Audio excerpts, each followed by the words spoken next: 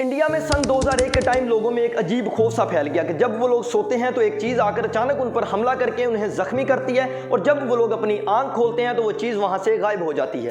शुरू में तो किसी ने भी इस हमले को ज़्यादा सीरियस नहीं लिया, मगर जब हमले हद से ज़्यादा बढ़ने लगे और दिल्ली पुलिस को एक महीने में 100 से ज़्यादा कंप्लेंट्स आई तो पुलिस ने भी इस बारे में इन्वेस्टिगेट करना शुरू कर दिया। जितने भी लोगों पर यह हमला हुआ था पुलिस ने उन सब का बयान लिया तो पता चलता है कि रात के अंधेरे में किसी ने भी उसका चेहरा सही से नहीं देखा, मगर वो इंसान और बंदर दोनों की तरह नजर आता था। उसका सारे का सारा जिस्म बालों से भरा हुआ था और उसका रंग काला था। इस काले बंदर ने पूरा दिल्ली शहर सर पर उठा रखा था। इसने लोगों की नींदें हराम कर रखी थी। लोगों में एक खौफ सा फैल गया था क्योंकि इस बंदर के हमले रोज बरोज बढ़ते ही जा रहे थे। न्यूज चैनल हो या अखबार, हर जगह इस बंदर की बातें हो रही थी। कोई इसे मंकी मैन बोलता तो कोई काला बंदर। पुलिस खुद हैरान थी कि ये आखिरकार लोगों को मारता क्यों है और मारकर जाता किधर है, क्योंकि ना तो कोई इसे देख पाता है और ना ही इसके कोई निशानात मिलते हैं। तंग आकर पुलिस ने ऐलान कर दिया कि जो शख्स भी इस बंदर के बारे में खबर देगा उसको 50,000 रुपए का इनाम दिया जाएगा, मगर फिर भी इस बंदर के बारे में कुछ पता ना चल सका।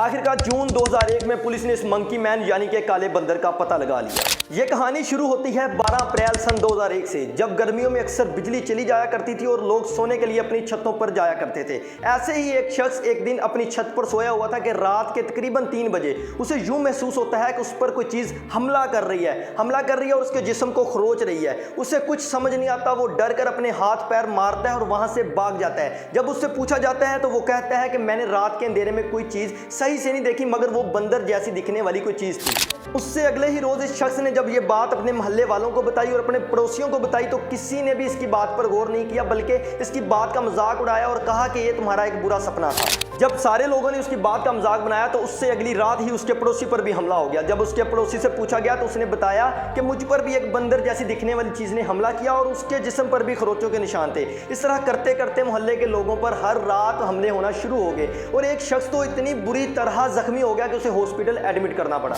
जब इस मंकी मैन यानी कि काले बंदर के हमले हद से ज्यादा बढ़ने लगे तो लोगों ने पुलिस में कंप्लेंट्स की, मगर पुलिस ने शुरू में ज्यादा तवज्जो नहीं दी।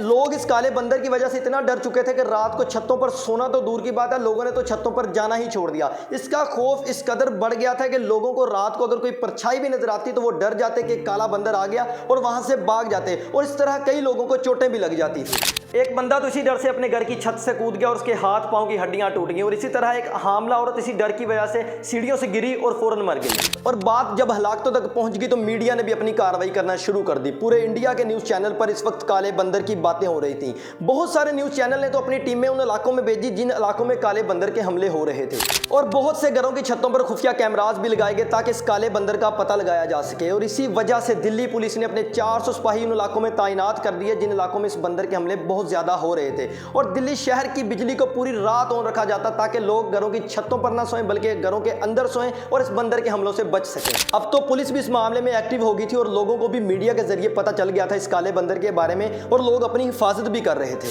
अब होना तो ये चाहिए था कि इस बंदर के हमलों में कमी होती, मगर ऐसा हरगिज नहीं हुआ, बल्कि इस बंदर के हमले रोज बरोज बढ़ते ही जा रहे थे। पुलिस ने तंग आकर उन लोगों को बुलाया जिन लोगों पर इस बंदर के हमले हो चुके थे और एक स्केच बनवाया और ऐलान किया कि जो शख्स भी इस बंदर को पकड़ कर लाएगा उसको 50,000 रुपए का इनाम दिया जाएगा। अब आप लोग इस बात से अंदाजा लगा सकते हैं कि आखिर इस बंदर ने कितना बड़ा आतंक मचा रखा था कि इसे पकड़ने वाले को 50,000 रुपए का इनाम दिया जाना था। जब इससे भी कोई फर्क नहीं पड़ा तो पुलिस ने सारी की सारी कंप्लेंट्स को वेरीफाई करना शुरू कर दिया और पुलिस ने उन सब लोगों से पूछताछ की जिन लोगों पर इस बंदर के हमले हो चुके थे, ताकि पता तो चले कि वाकई ही लोगों पर हमले हो भी रहे थे या लोग सिर्फ मीडिया पर आने के लिए मनगढ़ंत कहानियां बना रहे थे। और साथ ही साथ पुलिस ने यह भी ऐलान कर दिया कि अगर कोई शख्स झूठी शिकायत करेगा या झूठा बयान देगा तो उसके खिलाफ कानूनी कार्रवाई की जाएगी। और पुलिस ने लगातार 2 हफ्ते सारी की सारी शिकायतों को वेरीफाई किया तो पता चलता है कि अगर पुलिस को 1000 कॉल्स आती हैं तो उनमें से 900 कॉल्स फेक थी यानी कि नकली थी, और बाकी 100 कॉल्स भी ऐसी होंगी जिन पर यकीन नहीं किया जा सकता। और उस दिन के बाद जो बंदा भी इस काले बंदर यानी कि मंकी मैन के बारे में पुलिस से शिकायत करता तो पुलिस उसके पास जाती और उससे सही तरह से पूछताछ करती, और अगर पुलिस को जरा भी लगता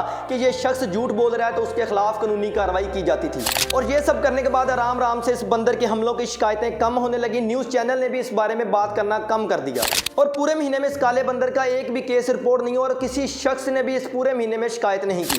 और जब लोगों के दिलों से भी इस काले बंदर का डर खत्म होने लगा तो पुलिस ने भी ये कहकर इस केस को बंद कर दिया कि असल में काला बंदर था ही नहीं, ये सिर्फ लोगों का वहम था।